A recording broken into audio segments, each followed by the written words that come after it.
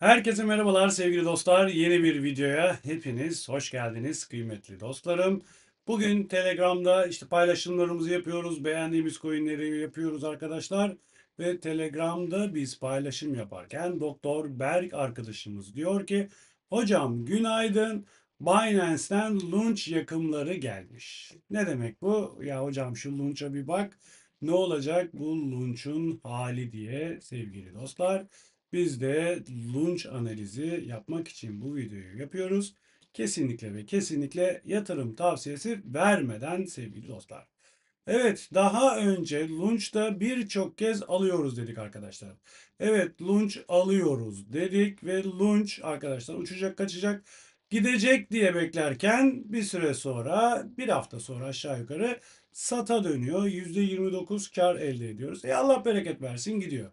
Daha sonra bir daha Launch alıyoruz arkadaşlar. Launch uçacak kaçacak diye bekliyoruz heyecanla. Dağları tepeleri aşacak gidecek diye bekliyoruz.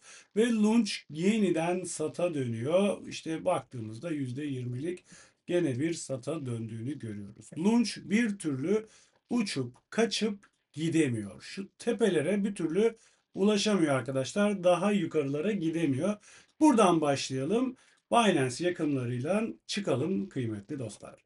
Hiç bilmeyenler, ilk defa Lunch alanlar için şöyle bir mini bir hatırlatma yaptığımızda bildiğiniz üzere Terraform Labs Luna'nın batışından sonra, çöküşünden sonra birçok mahkemeyle karşı karşıya kaldı ve bunun üzerine SEC, Amerika Birleşik Devletleri Sermaye Piyasası Kurulu'la Terraform Labs anlaştılar. 4,7 milyar dolar karşılığında. 4,7 milyar dolar Luna Amerika'ya verecek ve bu davadan kurtulacak. Terra suçlu olduğunu kabul etmiş oldu bu sayede. Bunun üzerine Three Arrows sevgili dostlar, ben de senin yüzünden battım. Sen piyasayı suçlu olduğunu kabul etti. Evet SEC, sen itiraf ettin, suçlusun, suçlu olduğunu söyledin. Ben de senin yüzünden battım. Ben de senin yüzünden borçlarımı ödeyemedim. Ben de senin yüzünden öldüm. O halde benim dirilmem için 1,3 milyar dolar bize de para vereceksin dedi. Ve peşinden diğer hemen diğer batanlar yani kıyısından köşesinden teğet geçen geçmeyen yani teğeti bırak böyle sapıyla işin içinde etkilenenler hepsi birden dava hazırlığı yaparken Terraform Labs Luna ekosisteminin kurucuları dediler ki biz battık. Biz iflas ettik. Bundan sonra yani paramız da yok. Kim bize boşu boşuna mahkeme açmayın. Biz battık. Bizde para mara yok deyip iflasını istedi. İflasını isterken de son bir güncelleme yapıyorum dedi Luna ekosistemine. Bu güncelleme sonrası artık bir daha da karışmayacağım. Bir daha da Launch'muş, Luna'ymış, bilmem neymiş bana gelmeyin dedi arkadaşlar.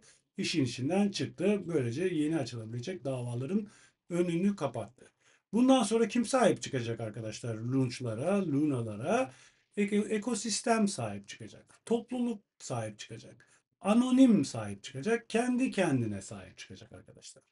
Burada bu kendi kendine sahip çıkanlardan, bu topluluğun içerisinden de böyle Terra Rebels'lar, Terra Station'lar, Terra bilmem neler bir sürü şeyler çıktı. Bunlar biz launch stake yapıyoruz. Launch validatörüyüz. Launch'larınızı bize yatırın. Size yüksek faiz gibi stake ödülleri verelim dediler. Bunları da bana çok sordunuz. Hocam hangisine verelim launch'larınızı? Hangisi daha iyi diye ben de bilmiyorum dedim daha iyisi.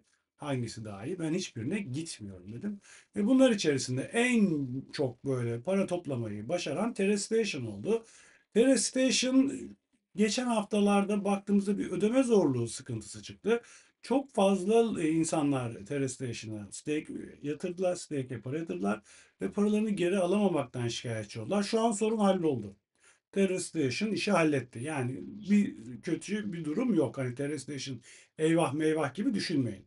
Ama böyle bir sıkıntı olması, ufacık bir sıkıntı bile olması insanları zaten yani sütten ağzı yanan yoğurdu üfleyerek yer misali zaten sıkıntıda olan Lunch yatırımcısını iyice sıkıntıya soktu. Ve bu sıkıntılar bu arada tekrar ediyorum Terrestation'da şu an bir problem yok. Bu sıkıntılar üst üste geldiğinde bizim kıymetli dostlar ne yazık ki bu al sinyalleri hep kısa bir süre sonra sata döndü ne yazık ki. Bugün de Binance borsası yakımları geldi arkadaşlar. Dilerseniz o yakım tarafına bir bakalım. Bugüne kadar kıymetli dostlarım Mayıs ayı 2022, 2 yıl boyunca yakılan miktar 131 milyar, küsuratı da var. 131 milyarlık bir yakım var. Bugün gelen yakımlara baktığımızda ise 1 milyar 210 milyon falan gibi bir yakım var. Burada Binance'ten gelen yakım 1 milyar 200 milyonluk bir yakım oldu.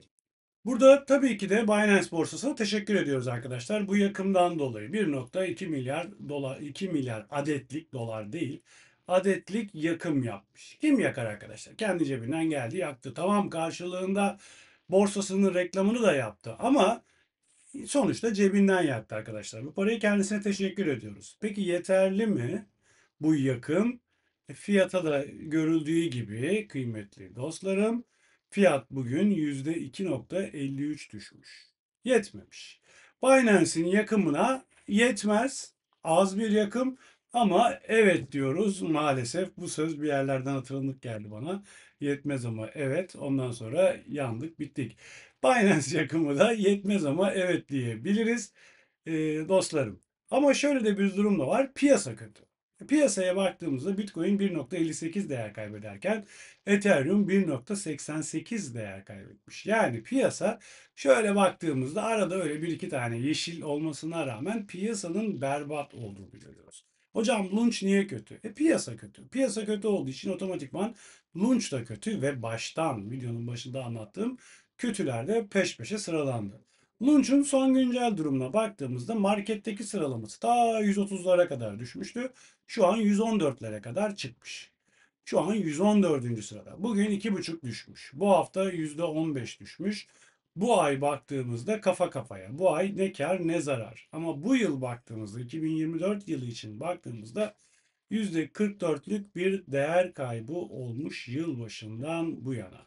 Göstergeler nezdinde Nulc'a baktığımızda hala güçlü sat sisteminin yandığını görüyoruz arkadaşlar. Yani Allah rızası için bir tane al veren gösterge yok. Şöyle bir grafiğe tekrardan döndüğümüzde sevgili dostlar, Lunch'un aslına baktığımızda hani şu bölgenin Cumhuriyet tarihi boyunca Lunch'un en kötü olduğu bölgeler olduğunu görüyoruz.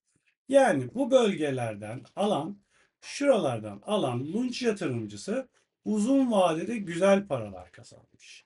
Buralardan al unut şeklinde bir düşünüyorsanız, uzun vade olarak Lunch almayı düşünüyorsanız buralardan Lunch uzun vade açısından alınır. Yükseliş ne zaman başlar peki? Dediğimizde bakınız 200 mA göstergemiz geliyor, geliyor, geliyor, geliyor. Lunch düşüyor.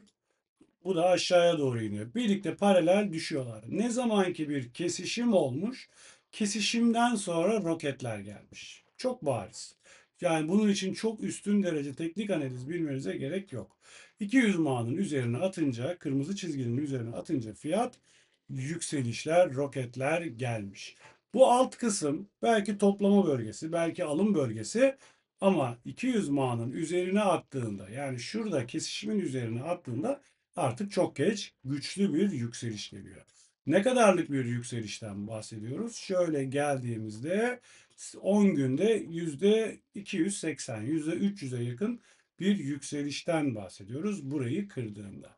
Şimdi Lunch'ta da baktığımızda benzer bir görüntü var. Bu aşağıya doğru düşüyor. Fiyat da aşağıya doğru düşüyor. Aşağıya doğru şu 560'ları dip yapmış.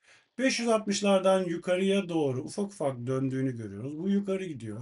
Bu aşağıya iniyor. Bu kesişim geldikten sonra asıl yükseliş, sert yükselişleri bekliyoruz. Şuralar nasıl alım bölgesi, sabırlı olma bölgesi, bütün göstergelerin sat verdiği bölge ise burası da aynen bütün arkadaşlar göstergelerin sat verdiği bekleme bölgesi. Yükseliş, kırılım geldikten sonra, yükseliş, kırılım geldikten sonra olmasını bekliyoruz. Binance'e yaptığı yakım için teşekkür ediyoruz arkadaşlar. Ama ey Binance, koskoca Binance sana 1,2 milyarlık yakın yetmez. Yani biraz daha güçler, biraz daha kuvvetli yakımlar bekliyoruz senden. Çünkü adet çok çok çok çok fazla. Şu an hala adet arkadaşlar 5 trilyon 700 milyarın üzerinde. Bu adet 5 trilyon 700 milyar adet yakıla yakıla yakıla yakıla azalacak ki fiyata bir etkisi olsun. Evet, anlaşılmayan bir şey yoktur diye düşünüyorum. Binance yakımına yetmez ama evet dedik, güçlü bir yükseliş, yani şuradan gelen al sinyalinin kısa sürüyor. Al sinyali kısa sürüyor. Al sinyali kısa sürüyor arkadaşlar. Bu al sinyalinin yüksek gidebilmesi için 200 ma'nın üzerinde bir kapanış görmemiz gerekiyor. 200 ma'nın şu anki değeri 107 olarak görülüyor ama aşağıya doğru. Bu yarın baktığınızda 106'ya. Sonra baktığınızda 105'e yavaş yavaş aşağılara doğru iniyor. Bunun üzerinde kırılım yapana kadar lunch yükseliş trendine girmiş, düşüş bitmiş diyemiyoruz kıymetli dostlarım. Bir hatırlatma, az önce de yayının başında da söylediğim bir Telegram kanalımız var. Telegram kanalımızda beğendiğimiz coinleri, beğendiğimiz projeleri paylaşıyoruz arkadaşlar. Aldığımız coinleri paylaşıyoruz. Siz de oraya gelebilirsiniz. Yapmanız gereken tek şey, ama tek şey sevgili dostlar, benim de kullanmış olduğum borsalara girip bundan sonraki al satlarınızı, işlemlerinizi benim referansımla üyelik oluşturduğunuz borsadan yapmak. Örneğin GTO borsasını tıklıyorsunuz. GTO borsası linki tıkladıktan sonra şurada otomatik olarak benim referans kimliğim çıkmış oluyor zaten. İsteğe bağlı diyor, altta çıkıyor. Buraya e-postanızı ya da cep telefonunuzu, kimsenin bilmediği bir şifreyi yazıyorsunuz. Ondan sonra portföyünüzü bu borsaya aktarıyorsunuz. İşlemlerinizi, alsatlarınızı zaten alsat yapıyorsunuz ya. Burada yapıyorsunuz arkadaşlar. Bu kadar kolay. Artık ondan sonra grubumuza girmiş oluyorsunuz. Bir başka videoda görüşmek üzere canlar. Kendinize çok iyi bakın. Hoşça kalın. Allah'a ısmarladık.